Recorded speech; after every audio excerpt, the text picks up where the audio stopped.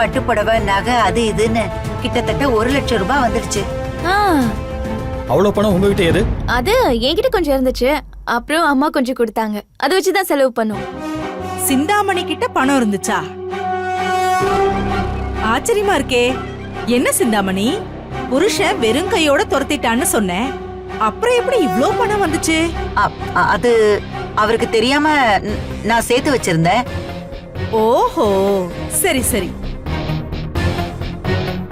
தெரியாம மறைச்சு வச்சிருந்தாளாம். ஹம், உனக்கு புத்திசாலி மாமியார் தான் கிடைச்சிருக்காங்க கார்த்திக். சரி கார்த்திக், ஒரே அசதியா இருக்கு. நான் போய் குளிக்கிறேன். சரியா கார்த்திக்? அஞ்சலி நில்லு. ஓ, வாங்கின திங்ஸ் பாக்கணுமா? உள்ள போய் வைக்கிறேன், வாங்க வந்து பாருங்க. நீ வாமா போலாம். அஞ்சலி, அஞ்சலி. ஏய்,